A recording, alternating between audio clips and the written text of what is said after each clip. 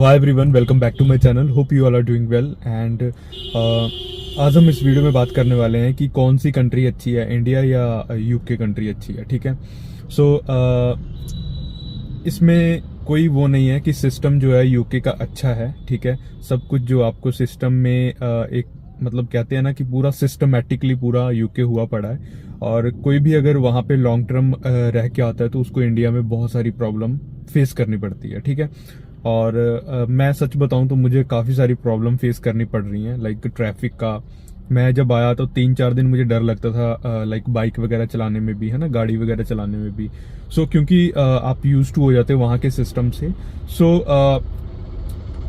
Difference है, ठीक है, बहुत ज़्यादा डिफरेंस है। आई थिंक इंडिया को वहाँ तक पहुँचने के लिए ना मेरे ख्याल 30-40 साल लग जाएंगे अगर ये अभी से काम करेंगे तो, मेरे अकॉर्डिंग। क्योंकि वहाँ का इंफ्रास्ट्रक्चर, वहाँ के रोड्स, वहाँ के सिस्टम, सब कुछ ढलने में कम से कम तो 30-40 साल लगेंगे।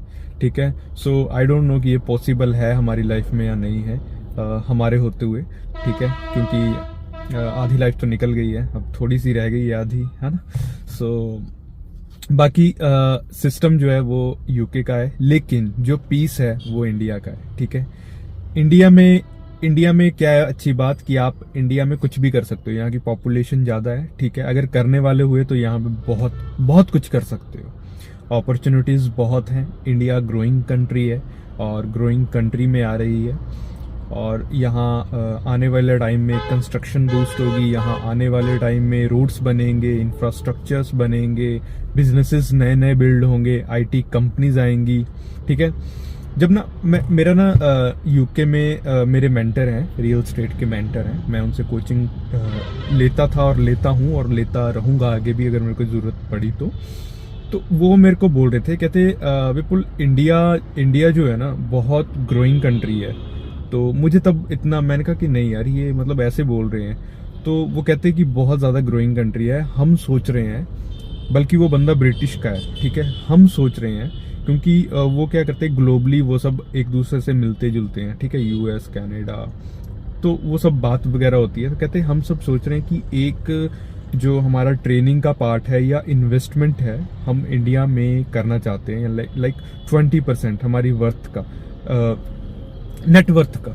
ठीक है, 20%। लेट्स सपोज उनकी जो एक नेटवर्थ है, मान लो 1 करोड़ रुपए होगी, तो बहुत ज़्यादा, क्योंकि काफ़ी सारे उनके बिजनेसेस थे, रियल स्टेट, कंस्ट्रक्शन, और काफ़ी इसमें।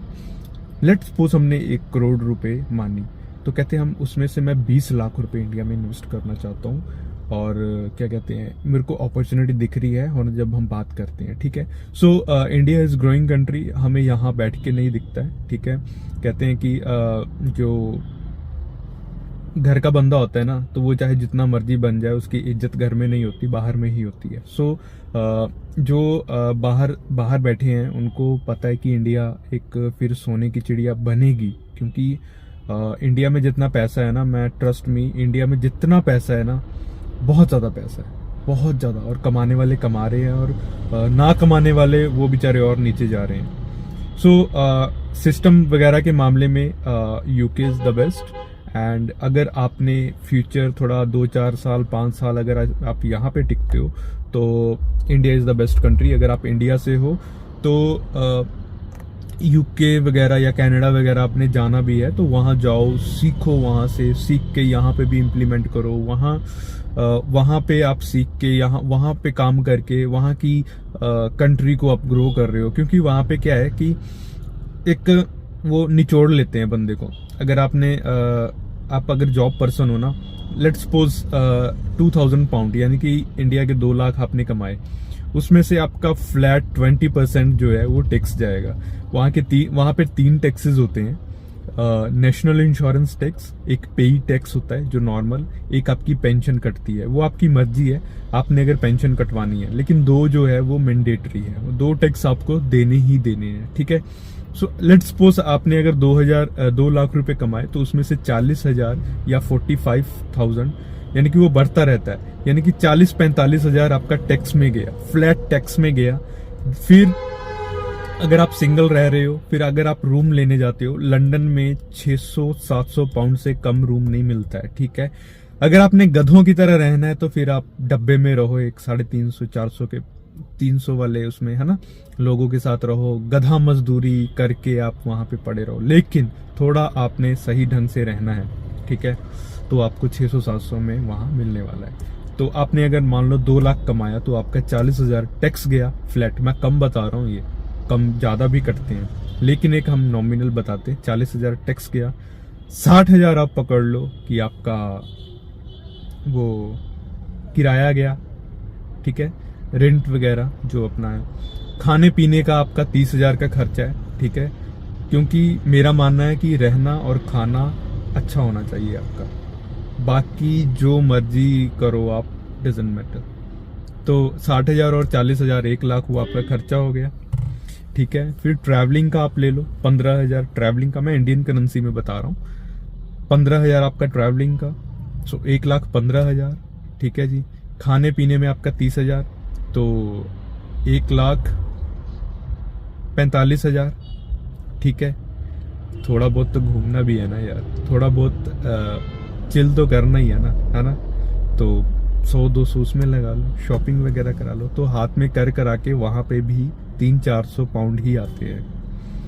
आप टाइम को नहीं बढ़ा सकते, ठीक है, 24 घंटे हर एक के पास है, 8 घंटे सोना है, 2-4 घंटे आपको खाने पीने में नहाने में चाहिए, हार्डली आप 12 घंटे काम कर सकते हो। वहां के सिस्टम में ये है कि आप जितना कमाओगे उतना आपको टैक्स पे करना पड़ेगा, ठीक है जी। वहां पे लोग 50-50 लाख अगर कमा रहे हैं तो उतना ही उनको टैक्स पे करना पड़ता है, और 1 करोड़ कमा रहे हैं 1 साल का, उतना ही उनको ज्यादा हाई टैक्स पे करना पड़ता है। तो आप ये मत सोचो कि हम वहां चले जाएंगे तो शेख बन जाएंगे। हर जगह मेहनत है, यहाँ पे भी मेहनत है, वहां पे भी मेहनत है, ठीक है। ये मैं रियलिटी आपको लोगों को बता रहा हूँ, लेकिन जो ग्रोथ के चांसेस हैं, जो आप सीखते हो वो वहां ज्यादा सीखते हो।